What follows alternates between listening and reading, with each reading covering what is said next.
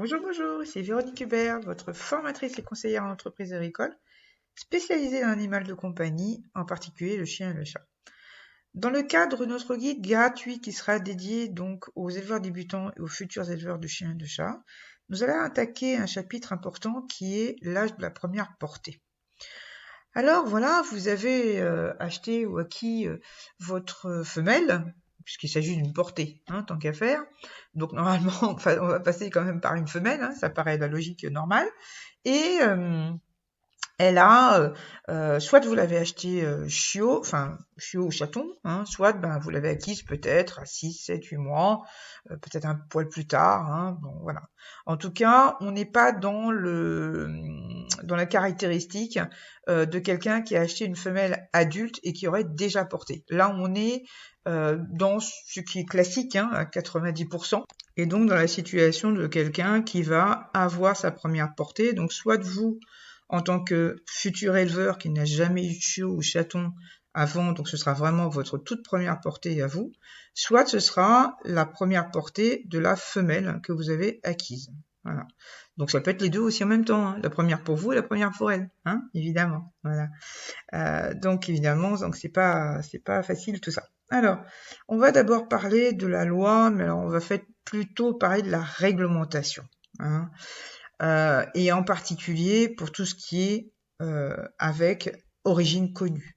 Au niveau du chien, la Société centrale canine demande, et ça depuis pas très longtemps, ça date depuis 2019 ou 2020, c'est pas très vieux, à ce que les femelles, donc inscrites au LOF évidemment et qui sont confirmées, ne reproduisent pas avant l'âge de 15 mois. Donc il s'agit bien de l'âge de la saillie et non de l'âge de la portée. Pour ça, il faut bien comprendre que si vous faites quand même porter votre femelle et qu'elle n'a pas l'âge requis au moment de la saillie, la SCC est parfaitement en droit de refuser l'inscription de la portée au LOF. Donc, demandez quand même avant qu'il y ait des catastrophes qui arrivent, ne le faites pas de façon délibérée. Si c'est un accident parce que vous auriez le mal chez vous, en espérant que tout aille bien, c'est-à-dire qu'il ait l'âge requis, par exemple par rapport à la confirmation, surtout, voilà, eh bien vous pouvez demander d'abord une dérogation à votre club de race qui en parlera ensuite à la SCC qui donnera son accord ou pas. Donc, ne faites pas les choses à la légère parce que si vous vous retrouvez avec des chiots ou des chiots en tout cas au niveau de la SCC sans l'off, n'oubliez pas que vous devez avoir un SIRET, donc on en parlera dans un autre chapitre au niveau de la réglementation. D'accord? Les dérogataires, etc. Donc faites attention à ça. N'oubliez pas que l'âge de la confirmation, il s'agit bien de l'âge de la race pour qui la confirmation est exigée. Donc n'oubliez pas que certaines races, comme l'épagnol japonais, je crois, qui est une petite race de compagnie, l'âge de confirmation, c'est 10 mois. Sur beaucoup d'autres races, comme les races de chiens de berger en général, bon, pas toutes, mais voilà, ou des races de compagnie, on est beaucoup sur 12 mois. On a encore l'âge de confirmation de 15 mois sur des races qui sont assez costauds, par exemple massives, voire grandes, voire géantes.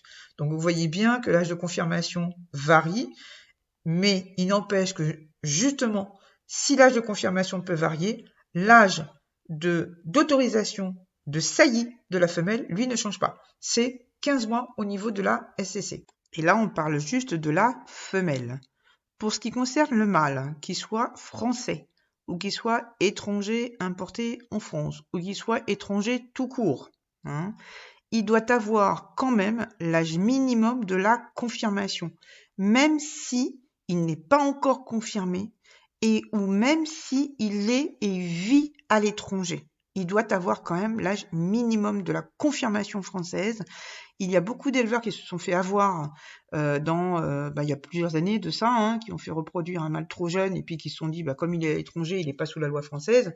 Que nenni, il doit avoir l'âge réglementaire même s'il est à l'étranger. D'accord? Ça, c'est super, super important. Donc, saillie après l'âge de 15 mois, jamais avant, ou alors sur dérogation du club de race. Donc, faites très attention. D'accord? Il faut vraiment que ce soit accidentel. Par exemple, vous aurez du mal à dire que c'est un accident si la femelle est chez vous et que le mâle est à l'étranger. Hein, vous aurez quelques soucis quand même pour le prouver. Au niveau du chat, l'âge réglementaire, alors encore une fois, on n'est sur rien d'écrit précisément et puis surtout d'absolu, hein, on n'est plus sur l'âge minimum où on se dit que tout va bien, on est plutôt sur 12 mois au niveau de la chatte, d'accord ? C'est un âge, d'accord ? Bon, maintenant, il est possible certainement que la chatte puisse être saillie avant, probablement sur dérogation aussi, mais bon, c'est toujours pareil, vous êtes éleveur et futur éleveur, faites en sorte d'être dans cette réglementation minimale, voire absolue, hein, pour faire les choses correctement. On va parler maintenant des préjugés. On entend souvent dire, les gens, oui, votre chatte ou votre chienne, elle est beaucoup trop jeune, elle n'est pas finie physiquement, elle n'est pas finie caractériellement, vous vous rendez compte, vous allez la tuer, elle va se déformer complètement, elle n'a vraiment pas l'âge pour porter.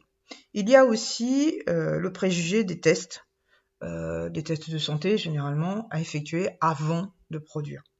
Il y a aussi le préjugé d'effectuer, alors ça on est plus sur des animaux d'expo ou de travail, hein, que ce soit au niveau du chat, au niveau des expos, chat et chien au niveau des expos et chiens au niveau travail, de faire la carrière avant.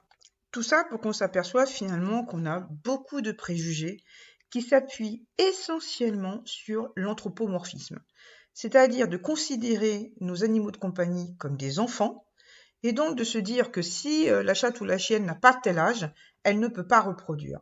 Et pourtant, bien qu'on ne soit pas là pour tout vérifier, qu'on ne soit pas là 24 heures sur 24 pour filmer, pour savoir si tout se passe bien, etc., et nonobstant de toute façon un taux de mortalité qui doit être là, hein, qui est présent quand même, il faut bien comprendre une chose, c'est que la nature ne nous a pas attendus pour reproduire. Que ce soit des animaux de race ou pas, la nature ne nous a pas attendus. Ça veut dire que nous, en tant qu'êtres humains, nous avons, et surtout en tant qu'éleveurs, nous n'avons que profiter de ce que la nature nous offre, hein, et puis surtout collaborer avec elle. Hein, il faut savoir vraiment rester humble par rapport à ça, parce que vous découvrirez que en matière d'élevage, eh bien la nature reprend souvent ses droits, et que même vous, en tant qu'éleveur sélectionneur, vous aurez mis toutes les chances de votre côté, vous aurez eu beau faire toutes les choses bien, eh bien cette nature, elle se rappellera à votre bon souvenir au bon moment. Rassurez-vous, ça c'est sûr et certain. Donc tout ça pour dire quoi? Que quand on regarde finalement nos chiens, nos chats, et en particulier quand il y a des saillies accidentelles, qu'on se dit oh là là, qu'est-ce qui va lui arriver, etc. Il faut absolument que je la fasse avorter. Je vous parle au niveau naturel, je ne vous parle pas au niveau de la réglementation administrative, etc. Je vous parle vraiment de ce qui se passe au naturel. Vous vous rendez bien compte que si une chatte elle a ses chaleurs à 6 mois, c'est parce que naturellement elle peut porter à l'âge de 6 mois. Si une chienne a des chaleurs à l'âge de 9 mois, c'est parce que naturellement elle peut porter à l'âge de 9 mois. Ça ne veut pas dire qu'il faut le faire. Et je parle en particulier à tous ceux qui font du sans-lof ou du sans-louf. D'accord, hein? On est quand même là en tant qu'éleveur, que ce soit sélectionneur au niveau du lof et du louf ou pas, pour apporter du bien-être à nos animaux, tout en les faisant reproduire, c'est certain, mais on est d'abord là pour préserver leur bien-être et donc de faire en sorte que ça se passe bien. Donc ça ne veut pas dire que parce que la chatte est capable de reproduire à 6 mois et la chienne est capable de reproduire à 9 mois qu'il faut le faire et puis on n'en avoir rien à faire justement de ce qui peut lui arriver. Hein. Oui, elle est capable de le faire. Oui, elle va sans doute le faire s'il arrive un accident à ce moment-là, que ce soit chez vous ou dans la nature, mais il est certain aussi que plus la chienne ou la chatte est jeune, plus elle risque des accidents de reproduction. Genre, eh bien, une césarienne qu'il va falloir assurer parce que justement tout n'est pas fini, hein, voilà. Être là parce que elle ne saura pas du tout s'en occuper, être là parce que peut-être elle n'aura pas de lait, etc. Donc, effectivement, il y a quand même un âge qui n'a rien à voir avec l'administration, et même si dans l'absolu on pense que les administrateurs ont choisi cet âge-là parce que justement, ils se sont rendus compte de l'évolution physiologique et biologique de la chatte ou de la chienne. Et donc, c'est pas un hasard s'ils ont choisi 1 an d'un côté et 15 mois de l'autre. Donc, oui, il y a un âge et ce n'est pas un hasard. Et donc, il faut le respecter pour que tout se passe bien. En tout cas, pour que toutes les conditions soient réunies pour que ça se passe bien. D'accord? Voilà. Donc, 12 mois pour la chatte, 15 mois pour la chienne sont des âges tout à fait réglementaires. Mais attention, ce ne sont que des âges minimaux. Hein. Il est bien entendu que vous voulez faire reproduire votre chatte ou votre chienne et qu'elle a déjà atteint l'âge d'1 an ou l'âge de 15 mois, c'est pas parce que la réglementation vous l'autorise que vous êtes obligé de le faire à ce moment-là. Il s'agit bien d'un âge minimum en dessous duquel vous ne pouvez pas aller pour faire saillir votre chienne ou votre chatte pour la première fois parce que vous prenez le risque de devoir refuser l'inscription au LOF ou au LOUF de vos chiots ou de vos chatons par les instances officielles. Surtout si vous n'avez pas fait de demande de dérogation ou, au pire, si le club de race n'a pas accepté votre dérogation.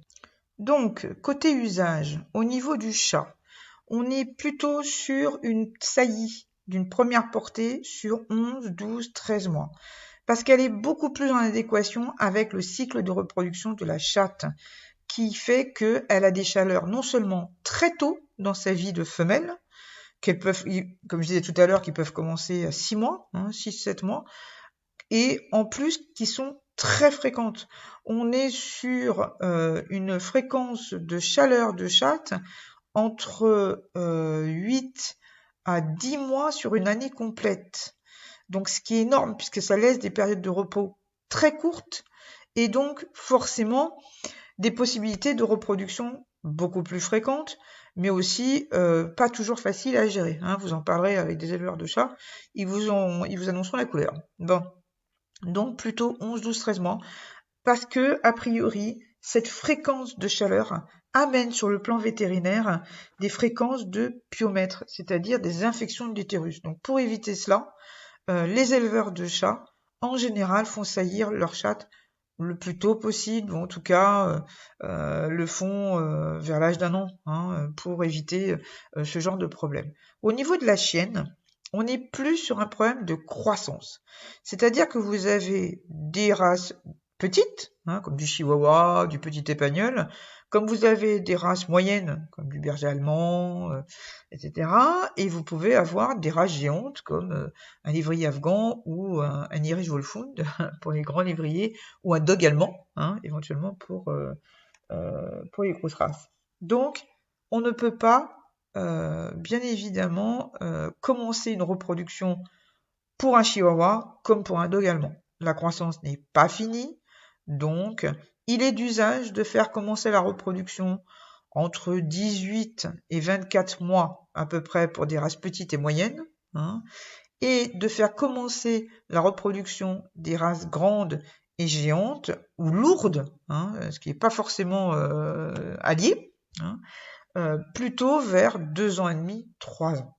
Voilà. Attention, c'est une généralité, il faut bien prendre en compte non seulement l'état de santé de votre chienne, sa croissance, mais aussi son caractère éventuellement, et surtout sa faculté à reproduire. D'accord? Voilà, on en parlera dans un autre chapitre pour d'autres critères.